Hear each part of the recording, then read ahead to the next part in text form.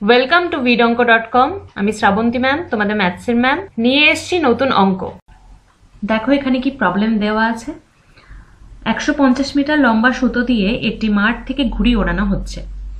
ঘুড়িটি যদি অনুভূমিক রেখার সঙ্গে 60 ডিগ্রি কোণ করে উঠতে থাকে, তাহলে ঘুড়িটি মাঠ থেকে কত উঁচুতে রয়েছে হিসাব করে লেখো।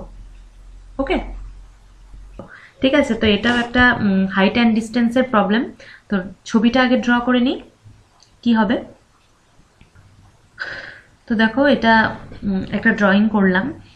তো বলছে একটা ঘুড়ি উঠছে। তো তো ধরো এইখানটায় ঘুড়িটা উঠছে, তাহলে এটা হচ্ছে সুতো কত 150 মিটার লম্বা। তো যদি অনুভূমিক রেখার সঙ্গে 60 ডিগ্রি, মানে এটা হচ্ছে 60 ডিগ্রি, তাহলে কত উঁচুতে রয়েছে, মানে এই ডিস্টেন্সটা আমাদেরকে ক্যালকুলেট করতে হবে।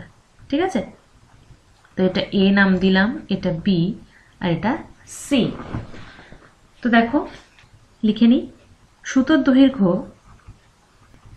কত বলেছে 150 মিটার, সেটা হচ্ছে এসি। ওকে, আর অ্যাঙ্গেল এসিবি হচ্ছে 60 ডিগ্রি।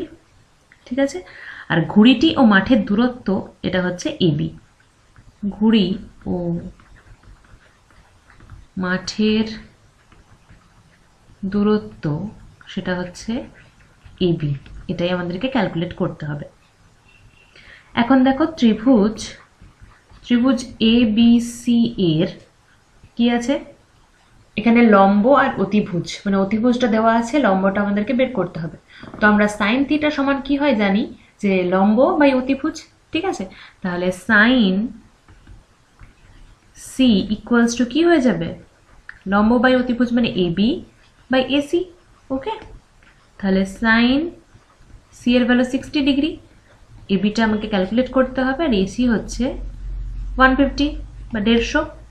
তার মানে এবি ইকুয়ালস টু কি হয়ে যাবে 150 ইন্টু সাইন 60 মানে √3/2, সাইন 60 ডিগ্রির মান।